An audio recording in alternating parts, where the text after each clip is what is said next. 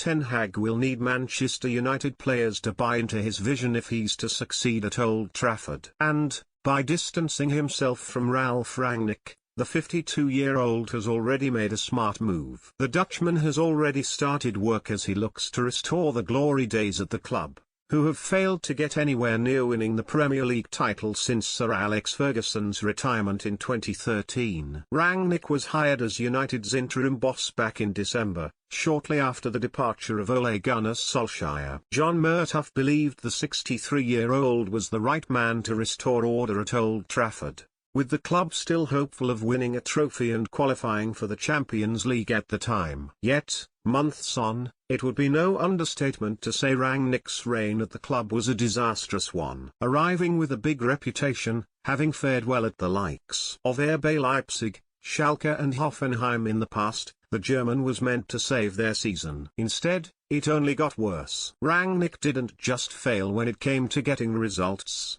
with the 63-year-old amassing a win percentage of just 37.9% during his time in the dugout. But he also failed to master the dressing room, with players not taking to him right from the very beginning. He angered Jesse Lingard by regularly leaving him out, forcing the player's brother into venting his fury when the 29-year-old wasn't given a farewell appearance. Rangnick had his issues with Cristiano Ronaldo, and his decision to keep picking Harry Maguire, among others, divided the squad. What also didn't help was his willingness to be so forthright, even if his words were welcomed by many United supporters. His words about needing as many as 10 signings rankled with the squad, believing he was throwing them under the bus. And the good thing about United's 1-0 defeat to Crystal Palace on Sunday was that it signals the end of his time as manager. Ten Hag was asked about Rangnick's role as a consultant at his unveiling earlier in the week, and the Dutchman made the shrewd call of distancing himself from the German. That is on the club, he simply said before staring at reports as though they'd be wise to leave the matter alone. Ten Hag also spoke of his desire to leave United unified. After a disastrous campaign where they finished 6th in the Premier League table, the current situation is obviously not that good.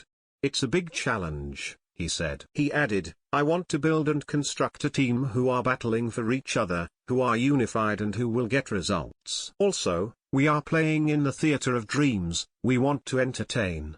But in the end, the intention is to play fantastic football. If we can't play fantastic football, we still have to win. Division has been rife at United all season long. There are cliques inside the dressing room, but Rangnick, in the eyes of the players, hasn't helped matters. United will want to forget the 63-year-old's failed stint as manager as quickly as possible as they look to reel in Liverpool and Manchester City. And Ten Hag is keen to draw his own line as he looks to build a dynasty like Ferguson did during his spell at the dugout. Speaking at his unveiling, the Dutchman also revealed he found the challenge at United exciting. And he also acknowledged the history of the Red Devils, saying, of course, I know the history of Man United, I know the big times and the audience, the vibe that can be around Old Trafford. I watched them in their big times, when Sir Alex Ferguson was manager, during the really successful times when they won titles and were dominating Europe. But also before Sir Alex,